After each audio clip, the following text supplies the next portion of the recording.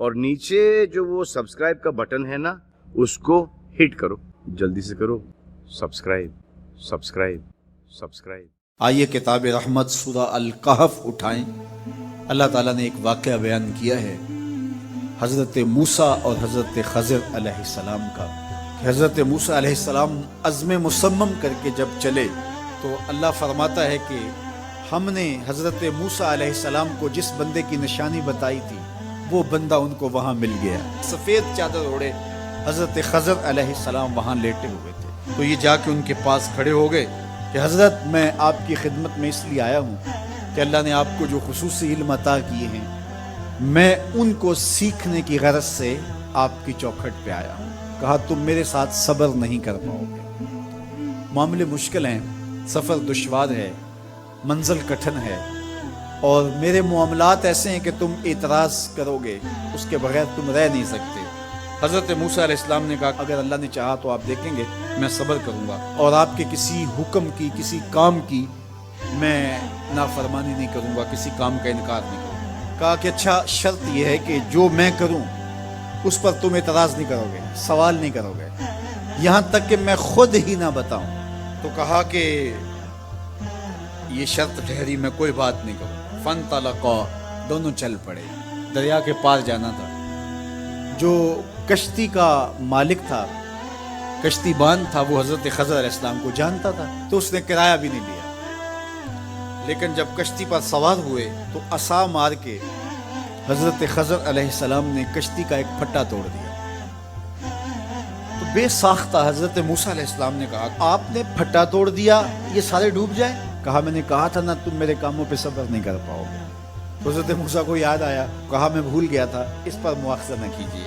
پھر دونوں چل پڑے، بچے کھیل رہے تھے، ایک خوبصورت لڑکا وہ بھی بچوں میں کھیل رہا تھا۔ حضرت خضر آگے بڑھے اور اس کی گردن مروڑ دی، اس کو قتل کر دیا۔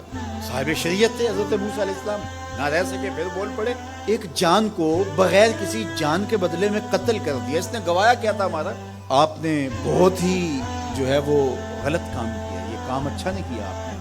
کہا میں نے کہا نہیں تھا کہ تم میرے ساتھ صبر نہیں کر پاؤ۔ کہا ایک موقع اور دے دیجئے، اب اگر میں نے کوئی اعتراض اٹھایا تو پھر دوبارہ مجھے آپ اپنی صحبت میں نہ رکھیے، عذر تمام ہو جائے گا۔ پھر دونوں چل پڑے، یہاں تک کہ ایک بستی میں دونوں آئے تو آپ نے بستی والوں سے کہا کہ ہم مہمان ہیں، آپ ہماری مہمان نوازی کیجیے، کھانا کھلائیے۔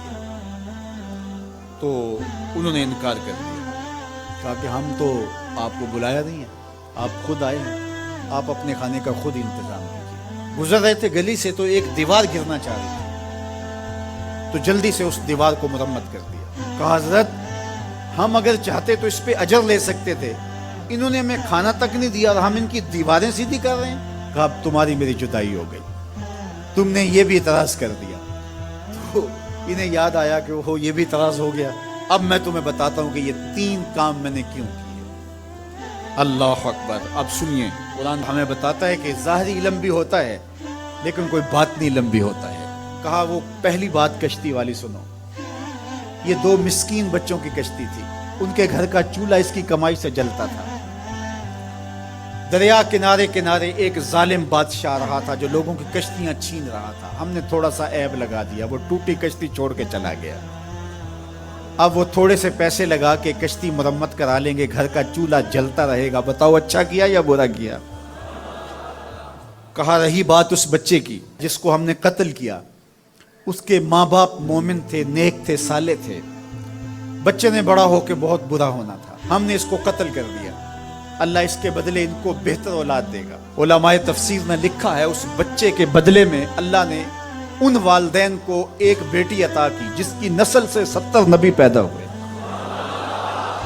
دیوار کی کہانی بھی سن لیجیے، یہ شہر کے 2 یتیم بچوں کی دیوار تھی اور اس کے نیچے ان کا خزانہ تھا اور ان کا باپ بڑا نیک تھا۔ خزانہ دیوار کے نیچے ہے، دیوار گرنا چاہ رہی ہے، کسی معمولی دھکے سے گر جاتی۔ 2 ہی صورتیں تھیں، یا وہ بچے خود اپنا خزانہ اٹھا لیتے یا لوگ اٹھا کے لے جاتے۔ لوگ اٹھا کے لے جاتے پھر بھی ہاتھ میں کچھ نہ آیا، اور اگر وہ خود اٹھا لیتے تو بچے ہیں، بچپنے کی وجہ سے وہ اس کو اڑا دیتے۔ تو ہم نے اس کے اوپر دیوار کھڑی کر دی جب تک وہ اس قابل نہیں ہو جاتے کہ یہ خزانہ نکال کے اس کو صحیح مصرف پہ لگا سکیں، اتنی دیر تک دیوار گرے گی نہیں۔ اللہ اکبر، وہ کسی وجہ سے دیوار قائم رہے گی، اور جب وہ اس عمر کو پہنچ جائیں گے جس عمر میں وہ اس خزانے کو سنبھال سکیں گے، تو پھر دیوار خود بخود گر جائے گی اور یہ خزانہ نکال کر کے اپنے کام پہ لے آئیں گے۔ میں جب پہلی مرتبہ اس کو جو ہے وہ غور کے ساتھ تلاوت کیا تو مجھے یہ لگا کہ اس کا انطباق پاکستان کے حالات پہ بھی ہو سکتا ہے، اس لیے کہ یہ بھی یتیموں کا سرمایہ ہے۔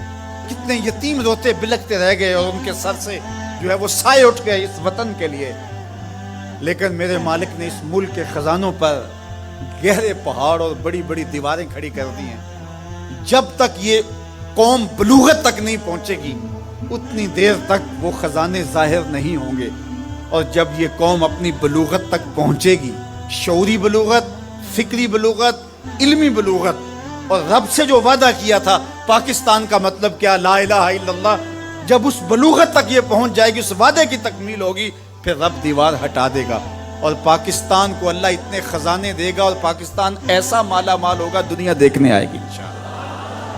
اس لیے رب نے دیواریں بنا کے رکھی۔ تمہارا باپ معین الدین چشتی بڑا نیک تھا، تمہارا باپ داتا گنج بخش علی حجویری بڑا نیک تھا، تمہارا باپ حضرت مجدد الف ثانی بڑا نیک تھا، ان کی وجہ سے میں دیواریں کھڑی کر رہا ہوں اور مضبوط حصار لگا رہا ہوں تمہارے خزانوں پر، اور وہ وقت آئے گا جب تم بلوغت کی عمر کو پہنچو گے، دیواریں ہٹ جائے گی اور تمہارا وطن زمانے پہ مہکتے پھول کی طرح اور چمکتے ستاروں کی طرح اور روشن آفتاب کی طرح چمکتا اور مہکتا دکھائی دے گا، اور زمانہ پاکستان دیکھنے آئے گا، پاکستان دنیا کی قیادت کرے گا انشاءاللہ۔ تو کہا یہ تعویل ہے ان باتوں کی جو باتیں میرے رب نے مجھے بتائی، اور یہ میں نے اپنی مرضی سے نہیں کہی، اور جو میں نے کیا اپنی مرضی سے نہیں کیا۔ تو یہ